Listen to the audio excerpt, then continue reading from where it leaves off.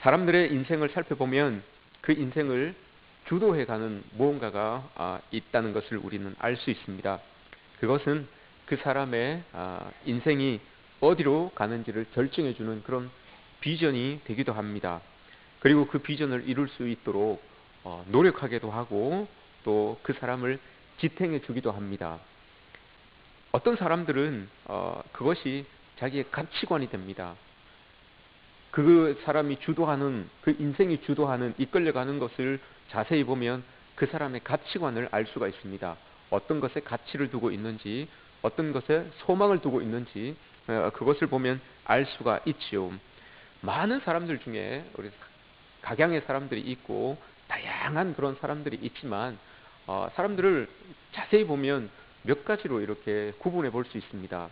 그 사람을 이끌어가는 어떤 것에 따라서 사람들을 이렇게 볼 수가 있는데 첫 번째는 욕심이 여러분 사람을 끌어가는, 그 사람을 끌어가게 만드는 그런 이 사람이 있습니다. 욕심이라고 하는 것이 그 삶을 주도하는 사람이 있습니다. 내가 많은 것을 소유하면 그곳에서 행복을 가질 수 있을 것이다 라고 이렇게 믿는 사람이죠. 그 사람은 될 수 있으면 많은 것들을 소유하려고 합니다. 그게 명예가 되었던, 물질이 되었던, 그런 돈이 되었던, 학벌이 되었던, 조금이라도 더 가지려고 그렇게 힘쓰고 애쓰며 그렇게 살아갑니다. 근데 많은 것을 이루면 그 이룬 만큼 만족이 있어야 되는데 욕심이 주도하는 삶을 사는 사람은 아무리 많은 것을 가져도 여러분 만족이 없습니다. 바닷물을 마시는 것처럼 늘 갈증이 있어서 바닷물을 마시지만 그 마시면 마실수록 더 갈증이 나는 것처럼 욕심이 주도하는 삶을 사는 사람들은 아무리 많이 가져도 또 그것으로 인하여서 갈증을 느끼고 더 욕심을 바라게 되는 그런 모습들이 있게 되는 거죠. 또 어떤 사람은 욕심보다도 미움이 주도하는 삶이 있습니다. 이게 여러분 맞는 것 같습니까? 목사님, 미움이 어떻게 사람을 이끌어갑니까? 그 삶을 이끌어갑니까? 라고 이렇게 말씀을 하시겠지만 여러분 아니에요. 마음속에 미움이 있는 사람들은 여러분 그 미움 때문에 사람들을 대할 때도 적이냐 친구냐 이거 두 개로 딱 구분을 합니다. 그래서 적이면 돌아보지도 않고 친구라고 하면 속까지도 다 내어 보이면서 살아가는 그런 사람들이 있습니다. 무섭게 여러분 그 미움이라는 것을 표출하면서 복수심이나 이런 것들을 갚기 위하여서 무섭게 노력하면서 삽니다. 와신상담하면서 살아갑니다. 정말 내가 미워하는 저 사람이 잘 못되게 하기 위하여서, 잘 안되게 하기 위하여서 최선을 다하여서 노력하는 그런 이 모습을 안고 살아가는 사람들이 바로 미움이 주도하는 삶을 사는 사람들입니다. 이 사람들은 늘 마음이 전쟁입니다, 여러분. 적이냐 내 친구냐 여기에 따라서 이 결정되기 때문에 늘 마음이 전쟁이에요. 늘 평안이 없어요. 불안합니다. 이게 미움이 주도하는 삶을 사는 사람의 모습입니다. 또 어떤 사람이 있는가 하면 열등감이 주도하는 삶을 사는 사람이 있어요. 열등감이.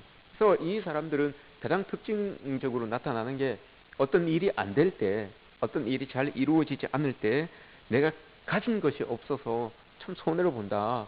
내가 잘 못 태어나서 형편을 잘 타고나지 못해서 정말 내가 남들보다 불리하다 하고자 하는 능력은 있지만 이 모든 상황들이 나를 받쳐주지 않아서 내가 지금 이 모양 이 꼴로 살아간다 라고 이렇게 이야기하는 사람들이 있습니다.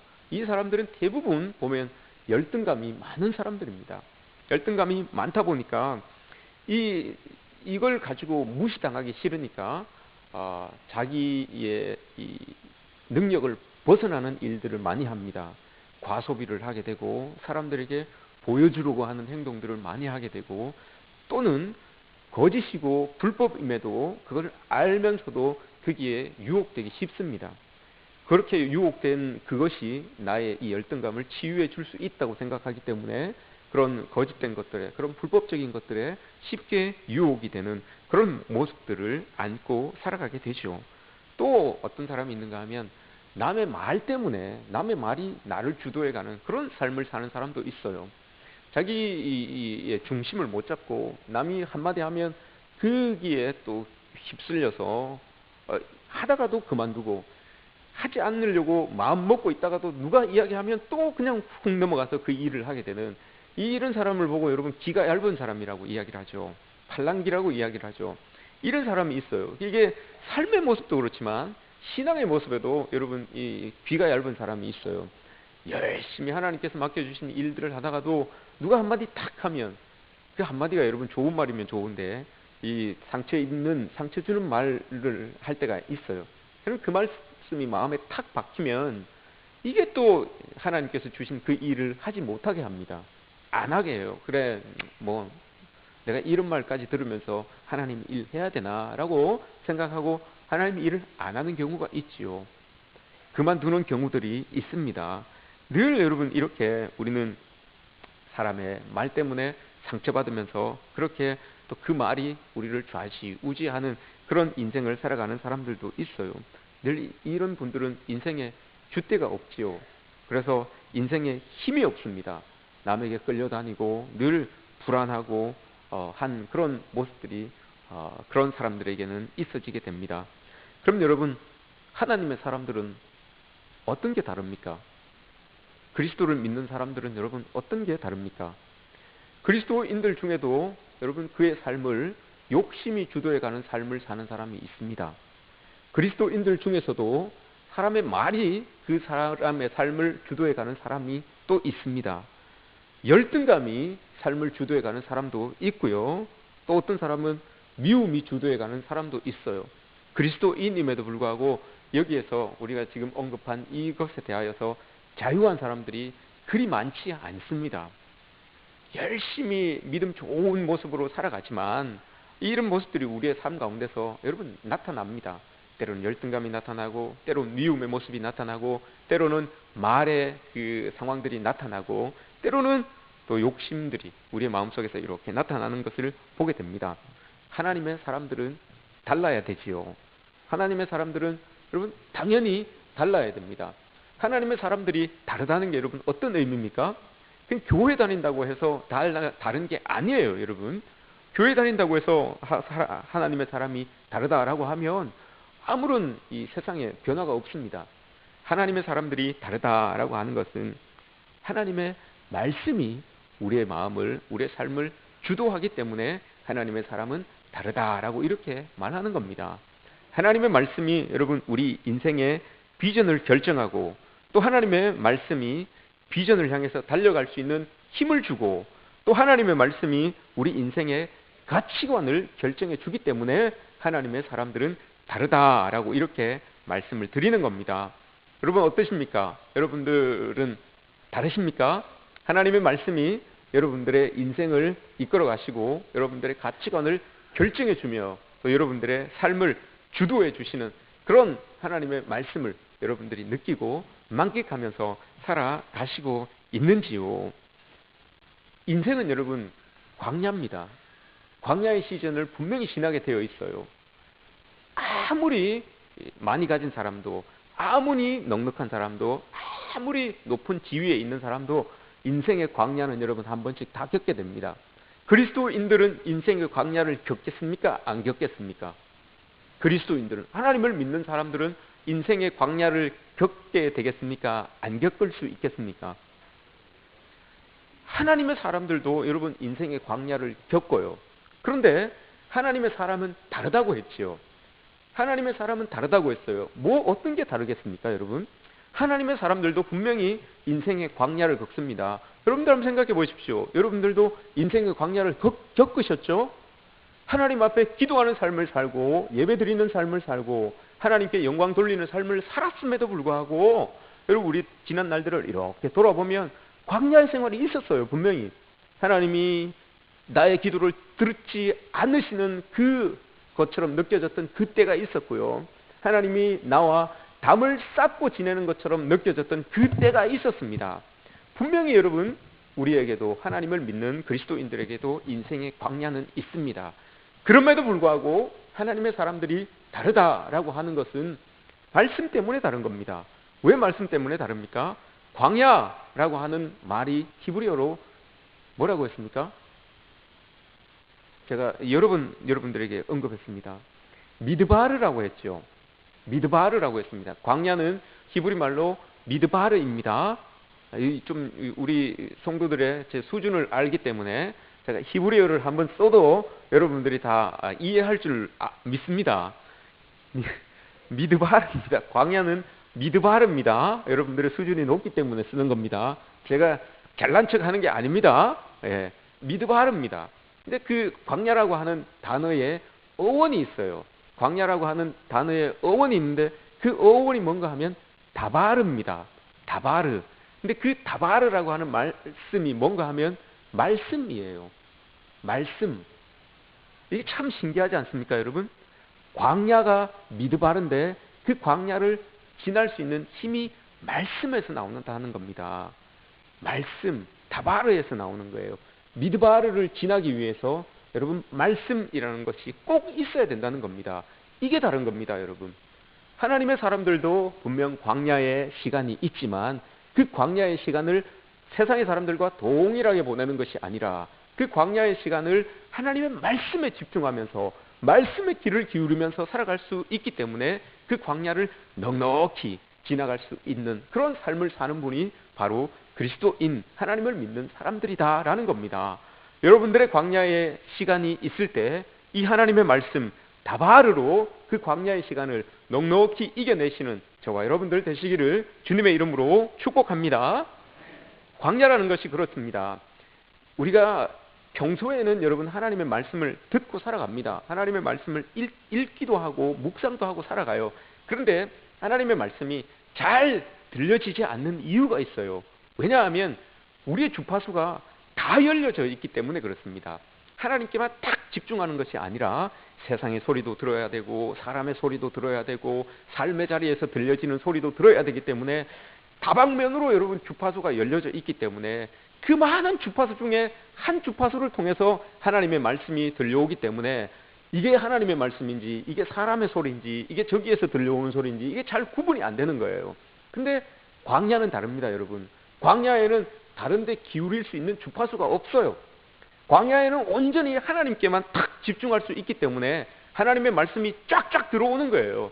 그래서 여러분 때로는 우리의 인생이 이게 하나님께서 우리에게 주시는 징계 같지만 이게 여러분 때로는 그 징계가 아니라 징계를 넘어서서 축복의 자리가 인생의 광야의 자리가 될 수 있다는 것을 우리가 기억해야 됩니다. 왜냐하면 그 광야의 시간 속에서는 하나님께 집중할 수 있고 하나님의 말씀이 여러분 쫙쫙 들어올 수 있기 때문에 그렇습니다. 세상의 소리들이 다 끊어지고 사람의 소리들이 다 끊어지고 온전히 하나님의 소리만 들려지는 곳이 광야이기 때문에 그래서 그 광야를 하나님의 말씀으로 넘어가야 된다라고 하는 것이죠. 이렇게 여러분 우리가 이 광야를 지날 때 하나님의 말씀이 우리를 주도해 가신다면 우리에게 주어지는 그 저주와도 같은 상황들이 축복의 상황으로 바뀌어지게 된다는 것을 믿으시기 바랍니다. 오늘 말씀을 보시면 다윗이 주인공인데 다윗이 지금 여러분 인생의 극심한 광야의 시간을 보내고 있어요. 극심한 광야의 시간을 보내고 있어요. 그 극심한 광야의 시간이 상황으로 주어지는 게 아니고 사람 때문에 주어진 거예요. 사람 때문에. 오늘 말씀을 119편 말씀을 쭉 읽어보시면 이 다윗에게 인생의 광야의 시즌이 시작되었는데 사람 때문에 주어진 겁니다. 사람이 중상모략을 합니다. 악성 루머를 막 퍼뜨려요. 그리고 비난을 합니다. 그래서 마음고생이 너무너무 심했어요. 이게 아닌데 사실은 이건데 내가 이렇게 하지 않았는데 근데 그 상황을 고려하지 않고 다윗을 넘어뜨리려고 했던 많은 사람들이 다윗에 대하여서 계속해서 여러분 악성 루머를 퍼뜨립니다. 교만한 사람들이 오늘 말씀해 보시면 교만한 사람들이 여러분 조롱해요. 심히 조롱해요. 말하는데도 악성 루머가 퍼진데도 불구하고 다윗이 아무 말을 하지 않으니까 교만한 사람들은 더 교만하게 다윗을 조롱합니다. 네가 그렇지. 이렇게 막 조롱하는 모습이 나타나고 있습니다. 또한 악한 사람들은 다윗을 줄로 칭칭 매는 것처럼 계속 악한 말로 여러분 한 바퀴 돌려서 감고 또 감고 또 감고 해서 움직일 수가 없는 거예요. 악한 말들이 여러분 이런 겁니다. 계속 감는 거예요. 쓰려고 해도 더 감기는 거예요. 그래서 다윗이 아예 아무 말도 안 하고 그냥 수긍을 하고 있는 거예요. 그러면서 하나님 앞에 기도하는 모습이 나타나는 거죠. 우리의 삶도 대부분 여러분 고통은 우리가 겪게 되는 그 고통이 사람들로부터 주어지는 고통들이 참 많습니다. 직장 생활을 힘들게 하는 것이 여러분 일이 아닙니다. 일은 몸이 불편하죠. 몸이 피곤할 정도밖에 안 돼요. 근데 사람으로부터 당하게 되는 그런 이 스트레스나 이런 것들은 우리의 심령을 상하게 합니다. 우리의 마음이 상하게 해요. 그래서 골수가 썩게 합니다. 이게 잠언에서 이야기하는 거잖아요. 이렇게 사람들이 우리를 힘들게 하는 거죠. 근데 다윗은 여러분 이렇게 평생 동안 사람들이 그를 괴롭히고 또 괴롭히고 또 괴롭히고 또 괴롭혔어요. 그런데 놀라운 게 있어요, 여러분. 오늘 말씀을 보시면 상처가 남아있지 않아요. 다윗이 고백은 해요. 내가 인생에 이런 광야가 있었습니다 라고 하면서 아픔에 대해서 이야기는 해요. 그런데 여러분 그 아픔들이 상처로 남아있지 않아요. 상처로 남아있는 사람은 그걸 이야기하지 못해요. 그런데 다윗은 오늘 그걸 과감하게 이야기하면서 하나님의 말씀이 나를 치유해 주셨기 때문에 나는 이 상처가 없습니다 라고 이렇게 고백을 하는 거예요. 얼마나 많은 인생의 상처가 있었는데, 얼마나 많은 그런 어려운 상황들이 있었는데 다윗이 고백하기를 나는 상처가 없습니다 라고 이렇게 고백을 하고 있는 겁니다. 희한하죠. 그 많은 사람이 여러분 다윗을 향하여서 칼질을 하고 난도질을 하고 막 했는데도 다윗은 고백하기를 나는 상처가 없습니다 라고 이렇게 다 고백을 하는 것을 보게 됩니다. 50절 말씀, 오늘 우리가 읽은 50절 말씀입니다. 이 말씀은 나의 고난 중에 위로라. 주의 말씀이 나를 살리셨기 때문입니다 라고 이렇게 고백을 합니다. 왜 다윗에게 여러분 상처가 없었겠습니까? 왜 여러분 다윗에게 마음 아픈 것이 없었겠습니까? 있었음에도 불구하고 그런 상처들이 주어질 때마다, 그런 아픔들이 주어질 때마다 주의 말씀을 들고 곱씹은 거예요. 그 말씀을 곱씹을 때 여러분 눈물이 흘렀겠죠. 그 아픔에 여러분 눈물이 떨어지면서 더 아팠을 거예요. 그런데 여러분 그 말씀을 읽고 나니, 그 말씀으로 여러분 내가 묵상을 하고 나니 그 말씀들이 나의 상처를 치료해 주기 시작하는 거예요. 그 흐르던 눈물들이 나의 상처를 소독시켜주고 그 눈물이 나의 상처를 이렇게 메워주는 거예요. 그래서 하나님의 말씀이 나를 살려주셨습니다 라고 이렇게 고백을 하는 겁니다. 여러분 상처 입은 영혼들 2019년도까지 상처 입은 마음들이 참 많으실 겁니다. 이제 여러분 그 상처 입은 마음에 하나님의 말씀이 여러분들을 치유해 주셨으면 좋겠습니다. 그래서 오늘 다윗이 이야기한 것처럼 주의 말씀이 나를 살리셨기 때문에 나에게는 상처가 없습니다 라고 고백할 수 있는 여러분들이 되시기를 축복합니다. 죽고 싶은 아픔을 살리는 능력이 바로 이 말씀에 있다는 겁니다. 예수님이 여러분 우리 인간에게 얼마나 많은 상처를 받았습니까? 이 요한복음 8장에 가늠하다 잡힌 여인이 있었죠. 그죠? 그 가늠하다 잡힌 여인은 여러분 돌에 맞아 죽기 전에 사람들의 말에 벌써 맞아 죽었어요. 사람들의 말에 벌써 맞아 죽었어요. 잡혀올 때부터 벌써 사람들은 막 이야기를 했겠죠. 제가 이 자리에서 뭐라고 욕을 못 하겠습니다. 욕을 했겠지만 사람들이 많은 욕을 했을 거예요. 그래서 마음에 막 박혀져 있을 거예요. 그래서 돌에 맞는 것보다 그 말들이 더 아팠을 거예요. 사실 평생에 살아오면서 듣지 못했던 그런 말들도 들었을 거예요. 이게 여러분 이 상처로 남아 있었을 겁니다. 그런데 예수님께서 여러분 하나님의 말씀으로 그를 치유해 주시잖아요. 하나님의 말씀으로 그를 탁 치유해 주니까 그 받았던 상처가 다 아물게 돼요. 그래서 그의 삶의 자리로 돌아가는 것을 우리가 보게 됩니다. 아무 생각 없이 던졌던 그 거짓된 말들, 억울한 말들, 독하고 무례한 말들 때문에 여러분들이 상처 많이 받으셨을 겁니다. 지난 날 동안에. 그럼에도 불구하고 그런 상처들이 있으시다면 오늘 말씀을 기억하시면서 하나님의 말씀으로 깨끗하게 치유받으시기를 축복합니다. 이제 이후로 제 귀에 나 누구 때문에 상처받았다, 나 누구가 이렇게 이야기를 해서 상처받았다, 교회 일 못하겠다, 나 교회 안 나오겠다, 그 말하면 여러분 제가 상처받습니다. 그 말 때문에 제가 상처받습니다. 이건 하나님의 말씀으로 여러분 치유될 수 있겠습니까? 치유되겠죠. 치유되겠죠. 오랜 기간이 지나서 치유되겠죠. 이제 여러분, 우리 이런 말, 이제 이 신앙의 유아기 때 하는 이런 말들은 여러분 이제 우리가 하지 맙시다. 예? 왜 아멘 안 하십니까? 이제 이 신앙의 유아기 때 하는 이런 모습들은 여러분 이제 우리가 버려둡시다. 이제 좀 접어둡시다. 아, 누구 때문에 나 상처받았어. 나 누구 때문에 마음 아파. 나 누구 때문에 교회 안 와. 나 이제 끊었어. 이런 거 여러분 이제 좀 하지 말고 덕스러운 말들. 아, 나 그 사람 때문에 참 힘이 난다. 야, 나 참 그 사람 말 한마디 때문에 내가 막 용기가 난다. 내가 그 사람 말 한마디 때문에 내가 세상을 다 얻은 것 같다. 이런 모습들이 여러분 우리의 삶 속에서, 우리의 신앙생활 속에서 있어지기를 축복합니다. 여러분 옆에 사람들 한번 이렇게 보십시오. 여러분 한번 이렇게 보시면서 예, 보는 것만으로 고백입니다. 이게 보는 것만으로 고백이에요. 예, 내가 당신에게 이제 좋은 말 하겠습니다. 내가 당신에게 복된 말 하겠습니다. 하나님의 말씀 하겠습니다. 이게 고백이에요. 보는 것만으로도 고백입니다. 입술을 안 떼도 보는 것만으로도 그게 행위가 다짐이 되는 거예요. 이런 다짐들이 여러분 우리의 삶 속에서 있어졌으면 좋겠습니다. 왜냐하면 여러분 주님의 말씀을 품고 살아가는 사람은 그 말씀이 영적인 자기 회복 능력을 여러분 우리에게 덧입혀 주는 거예요. 하나님의 말씀이 여러분 그 말씀이 살아서 운동력이 있다고 하잖아요. 하나님의 말씀은 살아서 운동력이 있어서 좌우의 날선 어떤 검보다도 예리해서 혼과 영과 및 관절과 골수를 찔러 쪼개기에 충분하고 더 나가서 어떻게 한다고요? 마음의 생각과 뜻을 감찰하신다고 하셨어요. 그게 여러분 우리의 영적인 자생 능력을 회복시키는 거예요. 그게 하나님의 말씀이 들어와서 우리의 영적인 능력을 자생시키는 거예요. 그래서 하나님의 말씀을 우리가 품고 살아가야 되는 이유가 바로 이겁니다. 그 말씀이 두루 돌아다니면서 우리의 영혼을 자꾸 살려내는 거예요.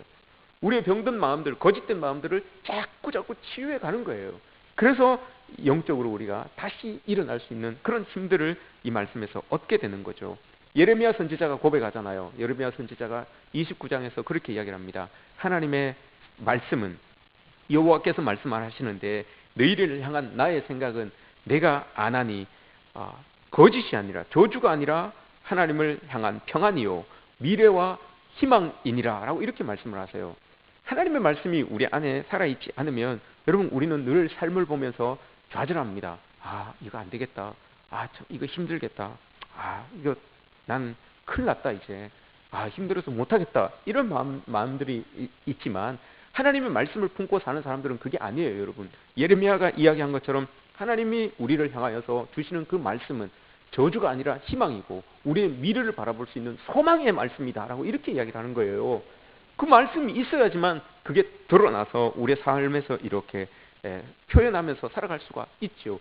왜 여러분 그리스도인들이 하나님의 말씀이 우리를 살리는가 하면 그 말씀이 우리 안에서 우리를 변화시켜 주시고 또 회개시켜 주기 때문에 그런 겁니다. 우리가 회개하고 말씀으로 변화되는 삶을 살기 때문에 그 말씀으로 우리가 살아나게 되는 겁니다. 그렇지 않으면 여러분 우리 일어나는 일들에 대하여서 당하는 고난에 대하여서 남을 원망하기가 쉽습니다. 저 사람 때문에 그렇고 저것 때문에 그렇고 환경 때문에 안 된다라고 이렇게 이야기할 때가 많습니다. 그러나 말씀이 주도하는 삶을 사는 사람들은 그런 일들이 일어날 때 나를 돌아봅니다.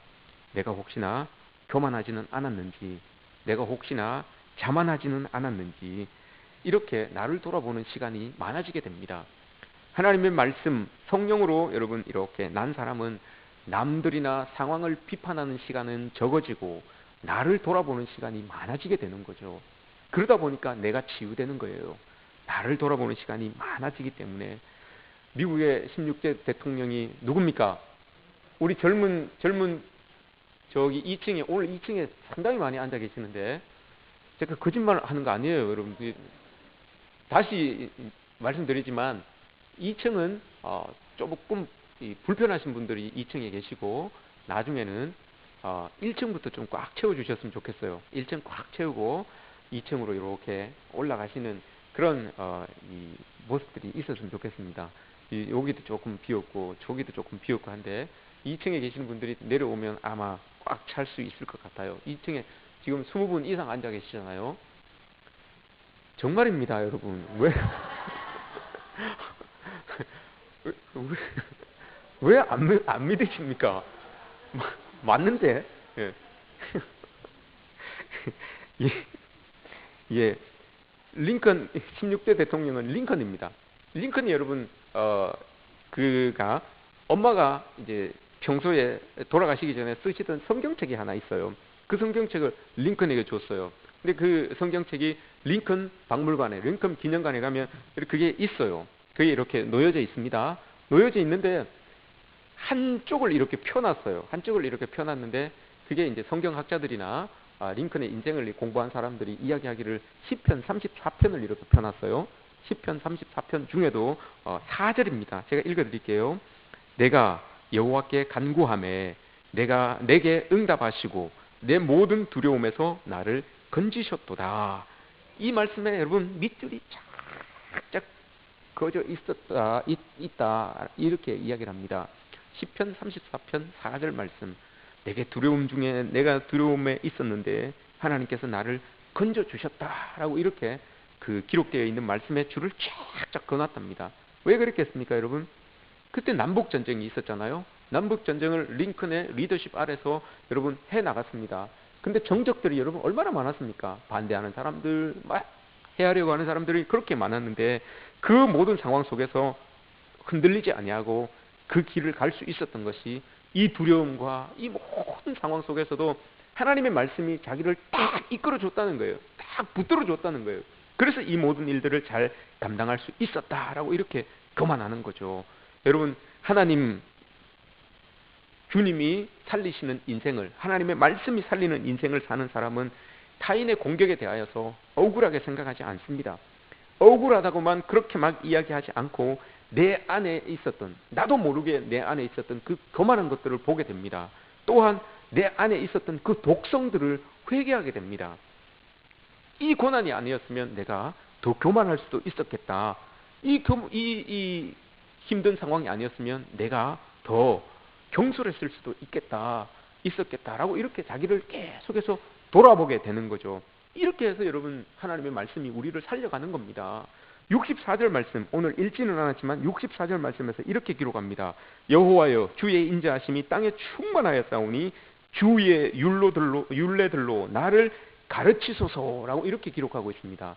이 말과 여러분 똑같은 말이 요한복음 17장에 나옵니다. 요한복음 17장 17절에 나오는데 어떻게 나오는가 하면 진리로 나를 거룩하게 하옵소서라는 말이 나와요. 그런데 오늘 말씀에서 나를 가르치소서라는 말과 진리로 나를 거룩하게 하옵소서라고 하는 말이 똑같은 단어예요.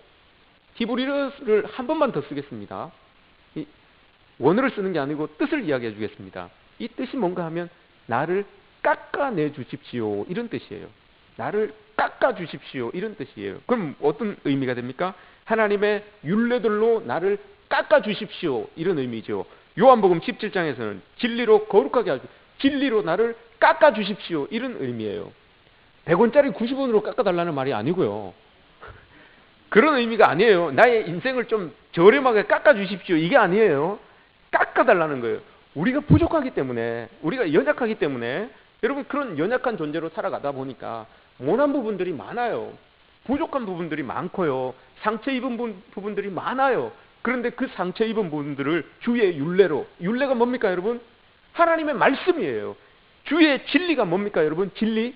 하나님의 말씀이에요. 하나님의 말씀이 진리예요. 그것으로 나를 좀 깎아내어 주십시오. 나의 그 불쑥불쑥 튀어나와 있는 그 모난 부분들을 깎아주시고 나의 상처 입은 그 모습들을 하나님 다 깎아주셔서 원상복귀시켜 주십시오. 이런 의미예요. 하나님의 말씀이 주의 진리가 여러분 이렇게 우리를 깎아주심으로 말미암아 우리가 의로운 자로 완전한 자로 거듭날 수 있다고 하나님의 말씀이 우리에게 들려주는 것입니다. 그만큼 이 말씀이 여러분 우리를 살리시는 말씀이 되는 겁니다. D.L. 무디, 우리가 잘 알고 있는 D.L. 무디가 자기 성경책 제일 앞에 여러분 이렇게 써놨습니다. 이 책이 당신을 죄로부터 멀어지게 하든지 아니면 죄가 이 책으로부터 당신을 멀어지게 하든지 이렇게 써놨어요. 무슨 뜻인지 이해가 됩니까, 여러분?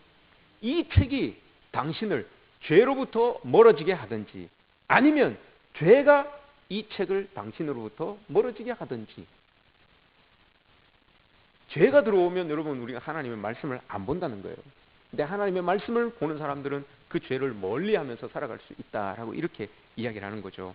여러분 우리가 말씀을 받는 그런 인생 되었으면 좋겠습니다. 하나님의 말씀은 두 가지가 있어요.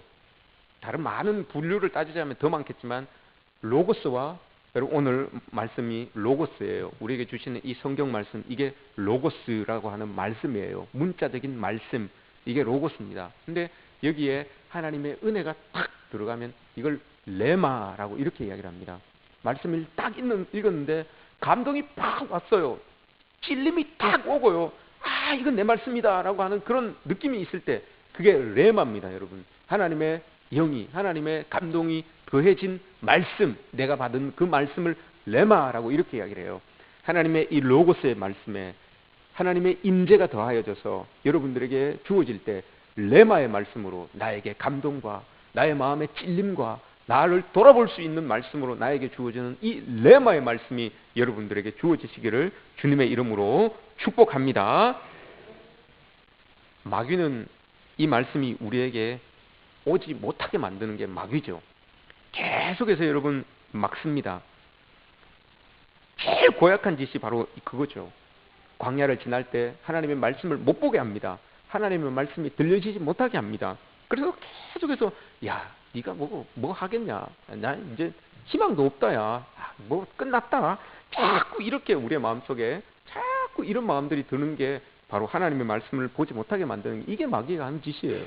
그럼에도 불구하고 여러분 우리가 하나님의 말씀을 딱 펴서 읽게 될 때 그때 여러분 우리의 어려운 상황을 보고도 소망을 가질 수 있는 거예요. 49절 말씀에서 그렇게 말씀하시잖아요. 주의 종에게 하신 말씀을 기억하소서. 주께서 내게 소망을 가지게 하셨나이다.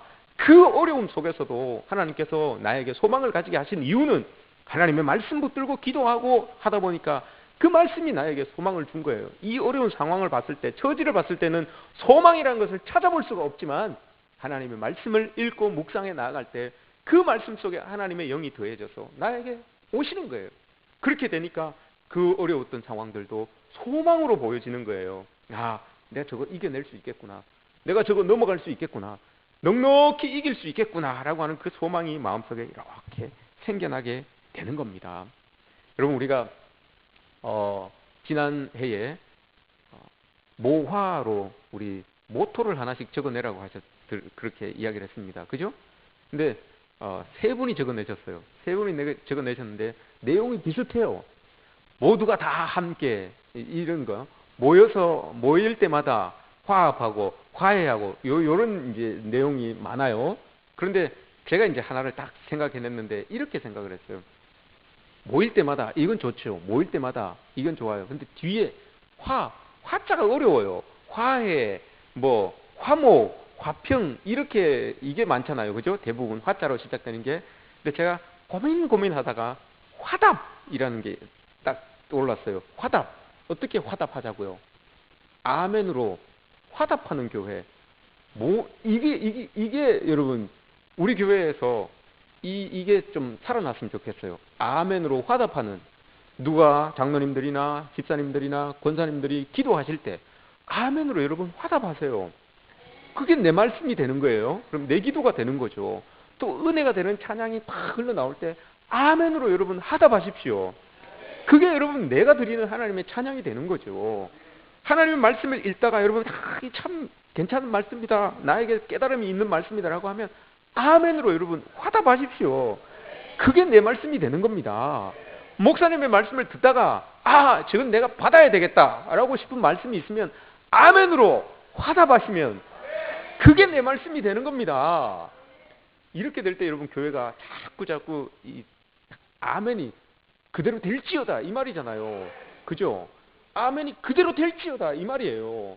그러니까 그게 여러분 그대로 될지어다, 내가 나에게 그대로 될지어다 라고 하는 그 자기 선포인데 왜 그걸 안 합니까? 교회가 뜨거워지기 위해서, 교회가 부흥하기 위해서는 이런 화답들이 많아야 되는 거예요. 그래서 우리가 모일 때마다 말씀 앞에 아멘으로 화답하는 교회. 좋지 않습니까?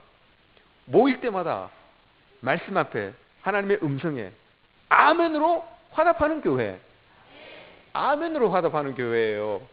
다른 거 아니고요, 여러분. 아멘으로 화답하는 교회. 얼마나 좋습니까, 여러분? 이걸 꼭 하자는 말이 아니에요. 제가 이걸 우리의 모토로 뽑읍시다, 이게 아니에요.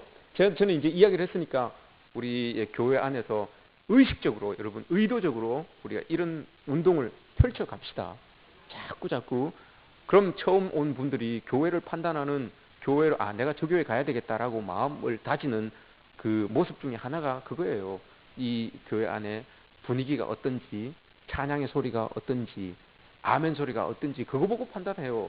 그거 보고 저 교회 살아있구나, 나 저 교회 가야 되겠다, 마음을 다지는 거예요. 그게 여러분들이 전도하는 겁니다. 아멘 하는 게 여러분 전도하는 겁니다. 예. 그렇게 할 때 그게 말씀의 힘이에요. 그게 말씀의 힘이에요. 그렇게 될지어다라고, 나에게 그렇게 이루어질지어다라고 이렇게 내가 나에게 선포를 하니까 여러분 그 말씀이 나에게 살아 움직이는 거죠. 그러니까 그 말씀이 나를 살리는 거 아닙니까? 이게 하나님께서 우리에게 주신 말씀이 나를 살려가는 그런 과정입니다. 올 한 해 여러분들의 삶이 하나님의 말씀으로 살아나시기를 축복합니다. 올 한 해 우리 교회가 정말 하나님의 말씀으로 살아나기를 주님의 이름으로 축복합니다. 여러분들 기도하고 바라고 원하시는 모든 것들이 하나님의 말씀 가운데 기도함으로 말미암아 이루어지시기를 주님의 이름으로 다시 한번 축복합니다.